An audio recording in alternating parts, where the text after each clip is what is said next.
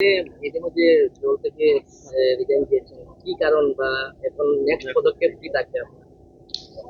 দেখেন, একটা দল থেকে পদত্যাগ দিলে সেই দলের মাধ্যমে যে রাজ্যসভা বা পার্লামেন্টে একটা সিট আছে, আমি মনে করি এটা ধরে রাখার কোনো মানে হয় না। সেই অপশনটাও আমার কাছে ছিল, কিন্তু এটা আমি রাজি হইনি। এবং কারণ তো বিভিন্ন, কিন্তু ইলেকশনে হার জিত থাকে।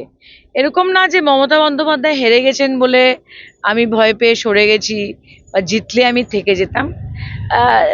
পয়েন্ট ইজ, হারার পরে যে পরিস্থিতিতে পরিস্থিতি তৈরি হয়েছে দলের ভিতরে, এই পরিস্থিতি দেখার পরে আমার মনে হলো যে হয়তো তৃণমূল কংগ্রেস বেঙ্গলের বাইরে কতটুকু কি করতে পারবে, কতটুকু শক্তি বাড়াতে পারবে, বা কতটুকু ধরে রাখতে পারবে, সেটা নিয়ে আমার সন্দেহ।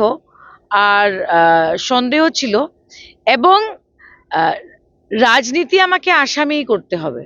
হ্যাঁ, আমি যদি ভবিষ্যতে নির্বাচনে দাঁড়াতে চাই, আমাকে শিলচরে বা বরাকেই কোনোখানে দাঁড়াতে হবে, বা যদি লোকসভাতে দাঁড়াই আমাকে বরাকেই কোনোখানে দাঁড়াতে হবে। সো ইলেকট্রাল পলিটিক্সকে সামনে রেখে যে আসামে হবে, আমি এই সিদ্ধান্তটা নিয়েছি যে তৃণমূলে থেকে আমার লাভ হবে না। আমি মমতা বন্দ্যোপাধ্যায়ের বিরুদ্ধে কোনো স্টেটমেন্ট দেইনি।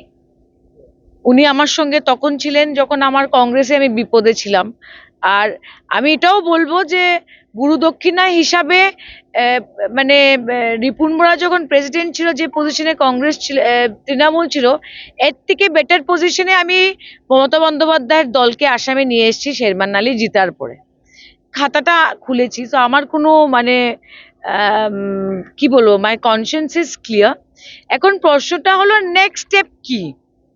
এখন নেক্সট স্টেপ কির মধ্যে এইবার শুধু পশ্চিমবঙ্গের বিধানসভা নির্বাচনের রেজাল্টের কথা বললে হবে না, পাশাপাশি আমরা আসাম রাজ্যের রেজাল্টটাও দেখতে পেরেছি। আমার মনে হয় না, আমি ভুল হলে আমাকে আপনারা কারেক্ট করবেন, যে 102টা সিট নিয়ে কোনোদিন কেউ সরকার করেছে আসামে। এখন প্রশ্নটা হলো, শুধু 102টা সিট না, আপনারা শুধু বরাকে না, আপার আসাম যেখানে ইচ্ছা, মিডিল আসাম, আপনারা মার্জিনটা দেখবেন। হ্যাঁ, তখন আত্মচিন্তন করতে হলো আমাকে, কি ব্যাপারটা, আমি তো একটা রাজনীতি যাচ্ছি, একটু অ্যানালাইজ ইট। তখন আমরা যখন দরজা বন্ধ করে ক্যামেরা যখন সামনে থাকে না, আমরা যে আত্মচিন্তনটা করি, এটা অন্যরকম আত্মচিন্তন হয়। আর আমি একটা ছোট্ট উদাহরণ দিচ্ছি, যে বরাকের ইনফ্রাস্ট্রাকচারের যে পরিস্থিতি ছিল, আমরা তরুণ গগৈ সরকার দেখেছি, আমরা হেতেশ্বর সাইকার সরকার দেখেছি, আমার প্রয়াত বাবা সন্তোষ মোহন দেবও সেন্ট্রাল মিনিস্টার ছিলেন, সিআরএফ এর 63 crores এনেছিলেন, কত চেষ্টা করেছিলেন। বাট দ্য ফ্যাক্ট ইজ, বিজেপির সমালোচনা অনেকে করে যে বিজেপি এই বিজেপি সেই। আমার মনে হয় না এই দুনিয়াতে কোনো দল আছে যার সমালোচনা হয় না, ক্ষমতায় থাকুক আর না থাকুক। বাট দ্য ফ্যাক্ট ইজ, বরাকের ইনফ্রাস্ট্রাকচারের মধ্যে 15 বছর আগে যেটা ছিল বা 10 বছর আগে এটা ছিল, আর এখন যেটা আছে, এটা অস্বীকার করার মতো না যে প্রচন্ড ইমপ্রুভমেন্ট আছে। হ্যাঁ, উন্নয়ন হয়েছে। আমি তো তারাপুরে থাকি, তারাপুরে তো বাঁদিকে গিয়েই ফ্লাইওভার, হ্যাঁ না? আর আমি যখন তারাপুর দিয়ে যখন এয়ারপোর্টের দিকে যাই, তখনও উন্নয়ন। হ্যাঁ, মহাসড়ক আমাদের প্রবলেম রয়েছে, এটা আগেও ছিল, এটার মধ্যে কোনো রাজনীতি নেই। কংগ্রেস থাকতে বিজেপি বলেছিল কংগ্রেস ওদের দিচ্ছে না, কংগ্রেস বলছে এখন বিজেপি কেন পারছে না। ফ্যাক্ট ইজ, ডিপার্টমেন্ট পারছে না, because there are technical problem হয়তো সেটার মধ্যে।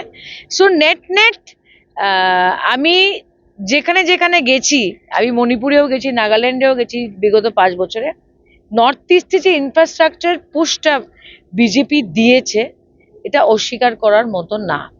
এখন হাওয়ার মধ্যে তো রাজনীতি করা যায় না, যে আমি রাজনীতি করব কিন্তু আমার কাছে দেওয়ার কিছু নেই। So because of that I bet Himanta Biswa Sarma. পশ্চিমবঙ্গে তৃণমূল কংগ্রেসের বিলিভ দ্যাট কবে বিজেপিতে যোগদান করবে? সি, বিজেপি একটা দল, একটা দলে কোনদিন যোগদান করবে, যে যোগদান করছে ওই সিদ্ধান্ত নেয়, যারা যোগদান করাচ্ছে বা করাবে কি না, এটা দল সিদ্ধান্ত নিবে। গতকাল মুখ্যমন্ত্রীর সাথেও আপনার আলোচনা হয়েছে, হ্যাঁ। ডেট ফিক্সড হয়নি? শুনেন, মুখ্যমন্ত্রী, আমি রিজিগনেশনের পরে মুখ্যমন্ত্রীর কাছে গেছি, আর আমি ওনাকে বলেছি যে আমি আসামে মাঠে জনসাধারণের মধ্যে থেকে কাজ করতে চাই। সো মানে এখন আমাকে গাইড করেন। তো উনি এটা বলেছেন যে আমাকে একটু সময় দাও, আমি তোমাকে জানাবো, কিন্তু আমরা একসঙ্গে কাজ করব। পূর্বে আপনি কয়েকবার বিজেপি কে সাম্প্রদায়িক দল বলে অভিযোগ করেছেন, সেই সাম্প্রদায়িক দলে এখন আপনি পা দিচ্ছেন, কি বলবেন? শুনে, যেদিন বিজেপিতে পা দিব, এখনো তো ফ্ল্যাগ নেয়নি, সেদিন এই প্রশ্নটা করবেন। ঠিক আছে। কিভাবে মানিয়ে নেবেন আপনি বা মানতে কোনো অসুবিধা হবে? শুনেন, ইট ইজ, রাজনীতি তো কোনো ইয়ে না, রাজনীতিতে হার্ডেল ছিল, আছে, থাকবে। হ্যাঁ, একবার আমি এই সন্তোষ দেবের কথাটা বলছি যে আমি বললাম, ইস, গৌতম রায় এত দিকদারি দেয় আমাদের। তো বললো পলিটিক্সের দিকদারি থাকবেই, গৌতম রায় না থাকলে আরেকজন কেউ উঠে আসবে। So that is a separate issue.